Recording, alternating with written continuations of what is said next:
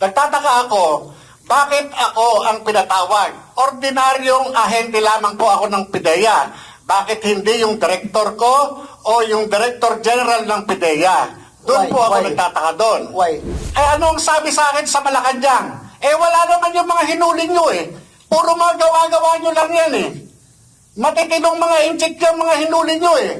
Okay, Pero so- wala ho nila yung mga sinasabi ko. Siya po ang nagsabi doon. Bigyan mo ako dokumento na... Your Honor, nandun nga po sa PIDEA. O, nasa- Doon po naiwan yun. Hindi naman po ako nag-uuwi. O, Pidea, meron bang pangalan si Marcel Soriano dyan at si Presidente Marcos? Your Honor, in the pre-operations report, there is no such name. But there's a hidden phrase there. No mention of the name Bongbong Marcos There is the name of Bongbong Marcos alias Bonget, Your Honor. na involved? No, I mean in the pre-operations. I'm referring to the pre-operations report, Your Honor.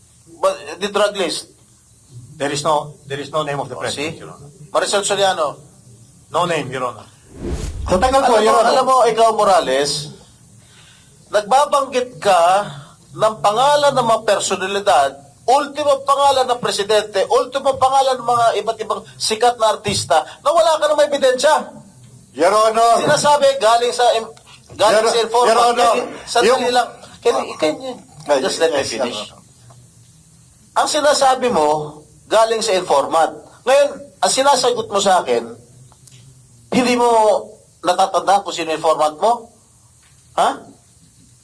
Am I correct? Hindi mo natatandaan? Your Honor. Naninira ka lang ng tao eh.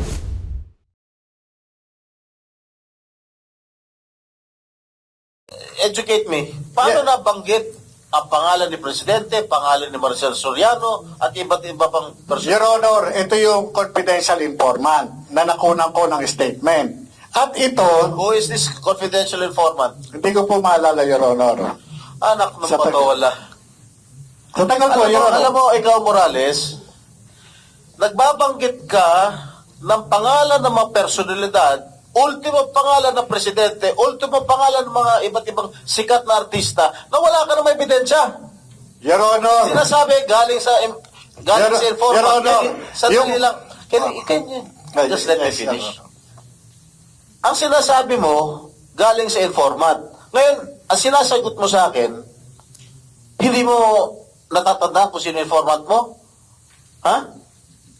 Am I correct? Hindi mo natatandaan? Your Honor. Naninira ka lang ng tao eh. Your Honor, pagpaumanhin niyo po, ako po bilang investigador, kumuha lang po ako ng salaysay.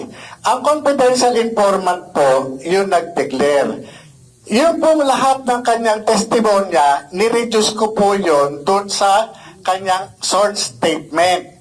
Ang aking motivation para kunan siya ng salaysay ay dahil doon sa dala niyang litrato, 5 pirasong litrato. Na yung litrato na yon, na pinrint, magmula doon sa kanyang cellphone, pinakita, Your Honor, yun. Pinakita yun. Yung mga, ano na yan, yung mga tao na naandyan, siya po mismo ang nag-declare. Kahit kilala ko, o nakikilala ko yung tao na naandon sa picture, tinanong ko po sa kanya. Kahit kung ano yung ginagawa doon, tinanong ko po sa kanya. Hindi ko po siya pinangungunahan.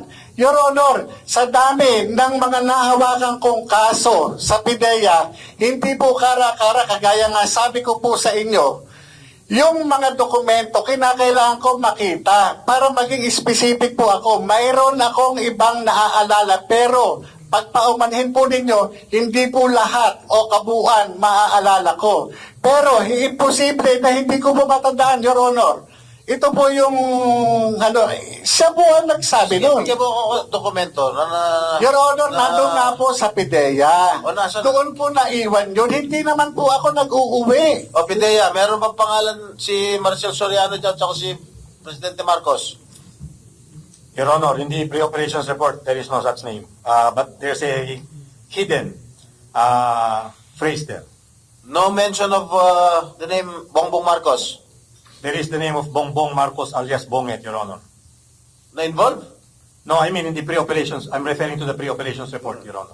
But the drug list? There is no name of the See? president, Your Honor. Marcel Soriano?